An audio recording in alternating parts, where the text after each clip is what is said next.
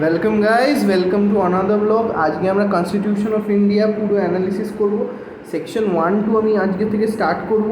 Section 1-এ কী বলা হয়েছে? Section 1-এ আমাদের বলা হয়েছে যে এই কনস্টিটিউশনটা কোন দেশের? এই কনস্টিটিউশনটা ইন্ডিয়ার। ইন্ডিয়া মানে হলো ভারত। ভারতটা কি? Bharat is a union of territories, মানে union of states and territories. এই যে ইউনিয়ন যেরকম ইউনাইটেড স্টেটস অফ আমেরিকা, মানে কি অনেকগুলো স্টেটস মিলিয়ে একটা আমেরিকা তৈরি হয়েছে, সেরকম ইন্ডিয়াও অনেকগুলো স্টেটস, ইউনিয়ন, টেরিটরিজ মিলে আমাদের ইন্ডিয়া তৈরি হয়েছে। সেই ইন্ডিয়ার লোকেরা এইটাকে এনঅ্যাক্ট করেছে, এই কনস্টিটিউশনটাকে, অবভিয়াসলি রিপাবলিক ডেতে আমাদের। এটাই হলো ঘটনা। কবে করেছে? 26 নভেম্বর 1949। আমাদের কনস্টিটিউয়েন্ট অ্যাসেম্বলিতে এইটা অ্যাডপ্ট করেছি আমরা, এনঅ্যাক্ট করেছি and give to ourselves. আমরা এটাকে, আদর্শটাকে নিয়েছি নিজেদের মনে, দত্তক নিয়েছি, এটাকে এনঅ্যাক্ট করেছি এইটাকে, যাতে এই কনস্টিটিউশনটা মেনে লোকে চলে, তার জন্য এটাকে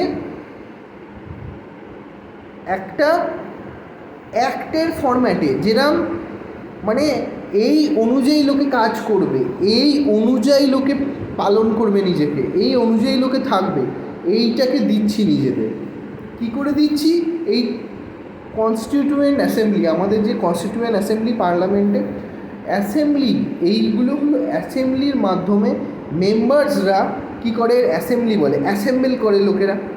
পার্লামেন্টের মেম্বার্সরা কী করে? অ্যাসেম্বল করে একটা জায়গায়, নয় লোকসভা নয় রাজ্যসভায়। এই যে অ্যাসেম্বলি মানে অ্যাসেম্বল করা, এই অ্যাসেম্বল করার মাধ্যমে আমরা এটা আমাদেরকে দিয়েছি, নিজেরা দিয়েছি। কী জন্য? যাতে আমাদের জীবনটা আরও সুন্দর হয়, যাতে আমাদের জীবনটা নিয়মানুবর্তিতার মধ্যে থাকে, দেশের শৃঙ্খলা আমাদের হাতে থাকে, আমরা যাতে বুঝতে পারি আমাদের দায়িত্ব কী, কর্তব্য কী, সেটা যেন আমরা পালন করি। এটাই হলো ঘটনা।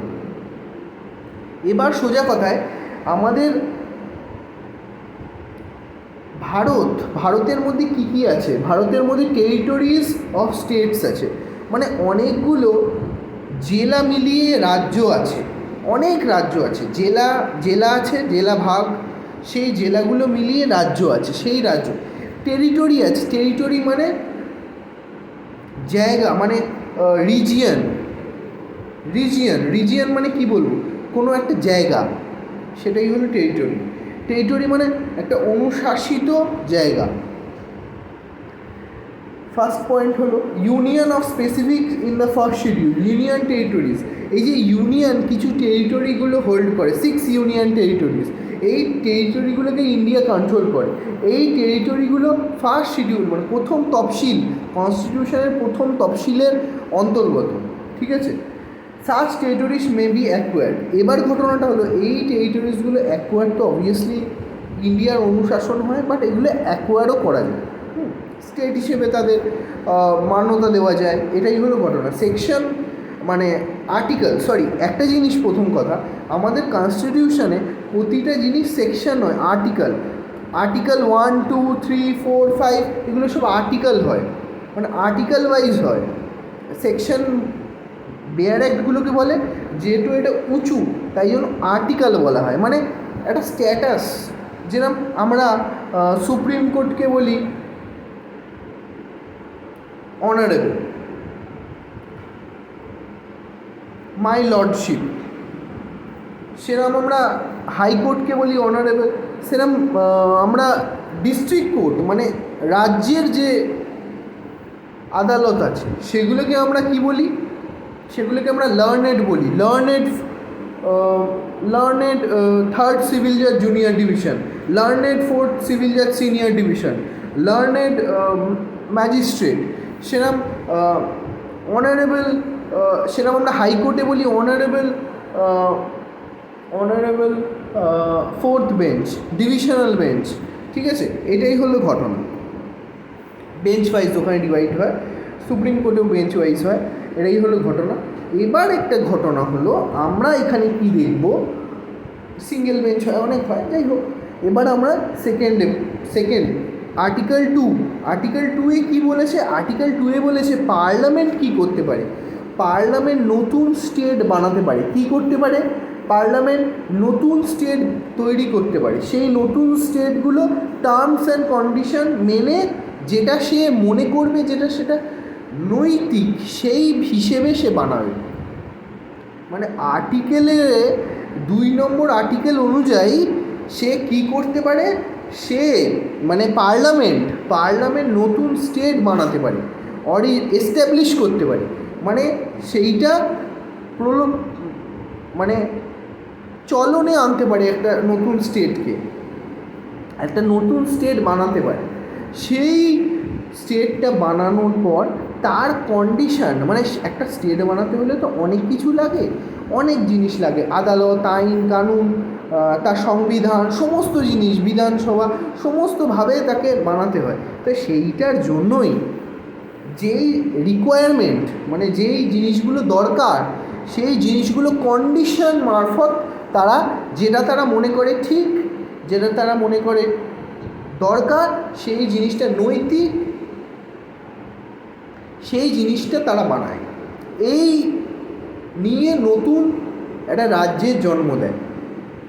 পার্লামেন্ট করতে পারে এটা। এবার আমরা কি করব? আমরা সেকশন না, আমার ভুল বলছি আমি, আর্টিকেল 3-তে আমরা যাব। আর্টিকেল 3-তে কী বলা আছে? আর্টিকেল 3-তে বলা আছে কীরমভাবে নতুন রাজ্যের জন্ম দেবে আমাদের কনস্টিটিউশনের মাধ্যমে পার্লামেন্ট।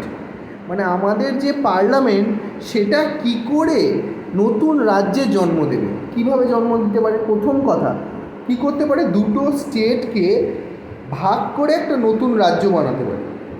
দুটো রাজ্যকে ভাগ করে, মানে একটা রাজ্যকে ভাগ করে দুটো আলাদা রাজ্য বানাতে পারে, একটা নতুন রাজ্য বানাতে পারে দুটো রাজ্যকে ভাগ করে, বা দুটো রাজ্যকে মিলিয়ে একটা নতুন রাজ্য বানাতে পারে। ঠিক আছে, এটা হলো আর্টিকেল 3A-তে বলা আছে যে এরম দুটো রাজ্যকে ভাগ করে একটা নতুন রাজ্য বানাতে পারে, দুটো নতুন রাজ্য হয় সেখানে, আর দুটো রাজ্যকে মিলিয়ে একটা নতুন রাজ্য বানাতে পারে। এটা হলো একটা ঘটনা। সেকেন্ড কথা হলো increase the area of the state, মানে একটা রাজ্যের যে পরিধি সেটাকে বাড়িয়ে দিতে পারে।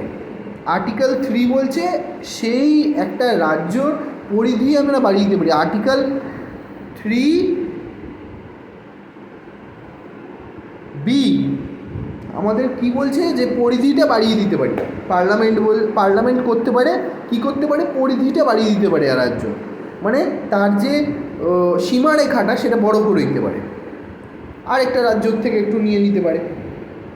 এবার একটা রাজ্যর বাড়ানো মানে তো আরেকটা রাজ্য ছোট হয়ে যাওয়া।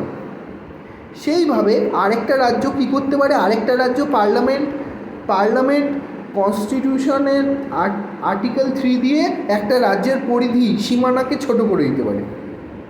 বোঝা গেল? চতুর্থ কি বলছে? Alter the boundaries of the state. এই বাউন্ডারিটা মনে করো ওয়েস্ট বেঙ্গলের বাউন্ডারিটা সুন্দরবন, কী করলো? সুন্দরবনের থেকে এগিয়ে দিল, সুন্দরবনটাকে আরেকটা রাজ্য বানিয়ে দিল। এই ধরনের কাজ করতে পারে পার্লামেন্ট। বা মনে করো গঙ্গার তীর অবধি আমাদের রাজ্য, সেই গঙ্গার তীরের থেকে একটু এগিয়ে দিল রাজ্যটাকে, গঙ্গার তীরটা আরেকটা রাজ্যে ঢুকিয়ে দিল, সেটা করা যায়। সেটাও এক ধরনের রাজ্য, মানে কাজ করতে পারে, এরমভাবে করতে পারে। আরেকটা কি করতে পারে? Alter the name of the state, মানে রাজ্যের নামও পরিবর্তন করতে পারে। এই যে রাজ্যের নাম, সেগুলো পরিবর্তন করতে পারে। রাজ্যের নাম, একটা নতুন নাম দিল।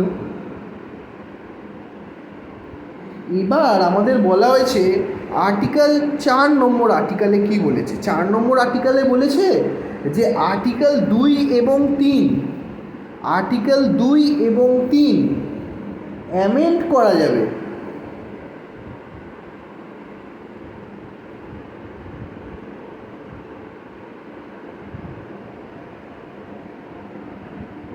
এবার ঘটনাটা হলো, সবথেকে বড় কথা হলো আর্টিকেল 4-এ কী বলছে? আর্টিকেল 4-এ বলছে আর্টিকেল 2 এবং 3 অনুযায়ী যদি আমরা মনে করো, সেখানে কি বলেছে, সেখানে বলেছে নতুন স্টেটের জন্ম দিতে হয়। সেটা দিতে হলে তো কোনো স্টেট ভাঙতে হবে, কোনো স্টেট গড়তে হবে, কোনো স্টেটকে, কোনো রাজ্যকে ছোট করতে হবে, কোনো রাজ্যকে বড় করতে হবে, কোনো রাজ্যকে গড়তে হবে, কোনো রাজ্যকে যদি আমি গড়তে চাই, নতুন রাজ্য যদি আমি গড়তে চাই, তাহলে একটা রাজ্যকে ভাঙতে হবে, নয় একটা রাজ্যকে মিলিয়ে দিতে হবে, নয় কিছু না কিছু একটা পদ্ধতি তো করতে হবে।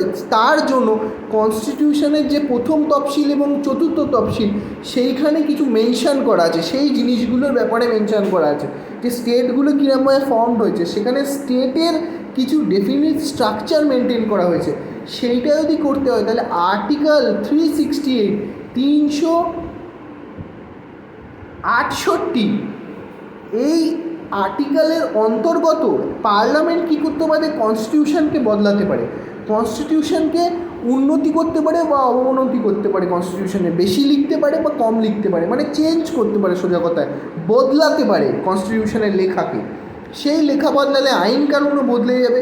সেই অনুযায়ী আর্টিকেলে 2 আর 3কে বদলাতে হলে প্রথম তফসিল এবং চতুর্থ তফসিলে বদল করতে হবে। সেই বদলটা কীরকমভাবে হবে, সেই বদলটা আর্টিকেল 368 দিয়ে হবে, মানে 368 দিয়ে হবে আর্টিকেল। এবার ঘটনাটা সেইটা যদি করতে হয়, পার্লামেন্টের রিপ্রেজেন্টেশন, নতুন স্টেট হলে নতুন স্টেটের রিপ্রেজেন্টেটিভ আসবে, পুরনো স্টেটের রিপ্রেজেন্টেটিভ অন্য জায়গায় থাকবে।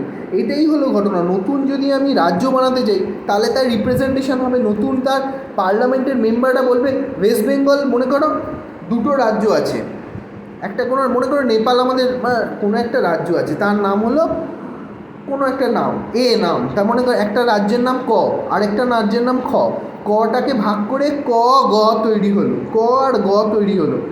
এতদিন কি হতো, পার্লামেন্টে কয়ের লোকরা যেত, কয়ের লোকরা এমএলএ হতো, এমএলএ হয়ে পার্লামেন্টে বসতো। এখন কি হবে, এখন তো কয়ের লোকরা বসতে পারবে না, মানে কয়ের লোকরা বসবে, কিন্তু গয়ের লোকরা আবার নতুন লোক, তারা নতুন পার্লামেন্ট তৈরি হয়েছে, নতুন রাজ্য তৈরি হয়েছে, তাদের লোকরা এসে বসবে এবার পার্লামেন্টে। এবার তাদের তো নতুন লেজিসলেশন, নতুন সব কিছু তৈরি হবে তাদের জন্য। এবার এই জন্যই অ্যামেন্ডের কিছু প্রসিডিওর আছে, কিছু পদ্ধতি আছে, সেইগুলো আর্টিকেল 368 লেখা আছে। এটাই হলো ঘটনা।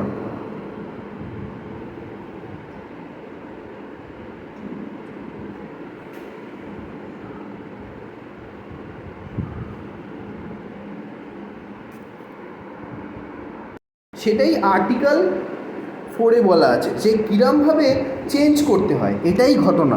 এবার এইরমভাবে করে জিনিসটা, পদ্ধতিটা হয়। এবার যদি ভালো লেগে থাকে ভিডিওটা, please like, subscribe and share to my channel. ধন্যবাদ দেখার জন্য। লাইক করো, সাবস্ক্রাইব করো, শেয়ার করো, কমেন্ট করো। দেখার জন্য ধন্যবাদ। শেয়ার অবশ্যই করো। যদি কোনো অসুবিধা হয় জিজ্ঞেস করো। আশা করি সব বুঝতে পেরেছো। এরমভাবেই চেঞ্জ করা হয়, বিভিন্ন সেকশন, বিভিন্ন জিনিসকে অ্যামেন্ড করা হয়, কেন সবেরই একটা পদ্ধতি থাকে, সবেরই জিনিসের একটা নিয়ম থাকে, নিয়ম অনুবর্তিতা ছাড়া কোনো কিছু হয় না। By guys.